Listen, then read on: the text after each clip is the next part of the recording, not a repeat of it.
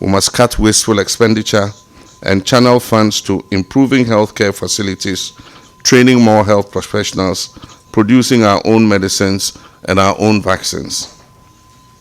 In Ghana, we're not just talking.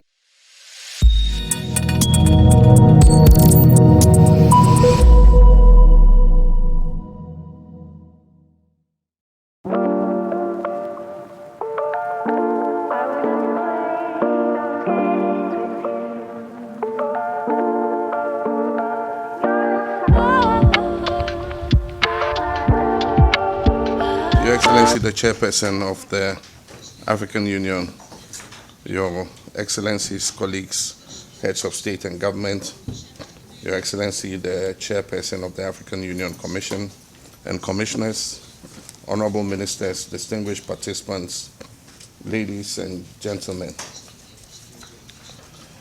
It is a privilege for me to join you this afternoon under a theme that directly addresses Africa's future, that is securing our health sovereignty. We are called to address the challenges Africa faces today. The truth is stark. External funding for healthcare and humanitarian assistance is declining rapidly. The US Congress in July cut $8 billion from the budget for US international assistance. US aid contracts worth $54 billion have been terminated. This is not peculiar to the US alone. The NATO allies and Europe, in order to meet the target of 5% of GDP spending for defense, are all making cuts to their overseas development assistance. If we do not take our health destiny into our own hands by shaping new strategies and partnerships, our citizens will be left without medicines, without vaccines, and without hope. And there will be a reversal in the health outcomes in Africa. The meeting of the Committee of Heads of States and Government of the Africa CDC today is vital because as heads of state, the responsibility of leadership in protecting the health and lives of our citizens rests directly on our shoulders. We must step up to the plate and redirect resources to where they matter most. We must cut wasteful expenditure and channel funds to improving healthcare facilities, training more health professionals, producing our own medicines and our own vaccines.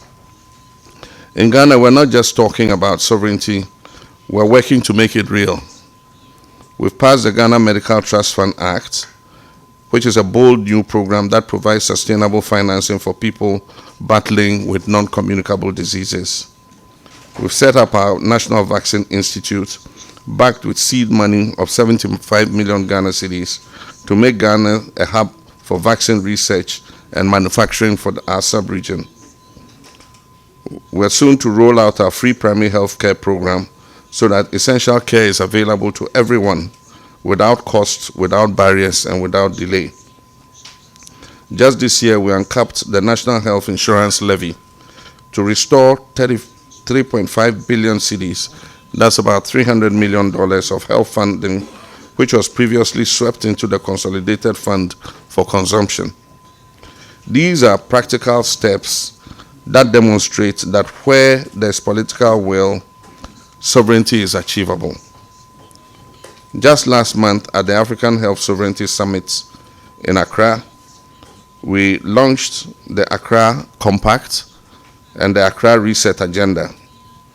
The Accra Reset Agenda aims to transform the global governance structure amidst the current global uncertainty. And the starting point for this transformation is in the health sector. Africa must not only be invited to global health discussions, Africa must be a co-convener, we must be a co-designer, and a co-owner of the solutions and outcomes of these global fora. Today's meeting of the Committee of Heads of State and Government of Africa CDC is a place to carry this vision forward. And so when we go to Gavi, the Global Fund or the Pandemic Fund, we must go as one Africa, united, determined, and demanding fairness and equity. In my closing call, colleagues, let us move from words to action. As the world steps back let Africa step forward. Let us invest in our people's health by investing in our health systems.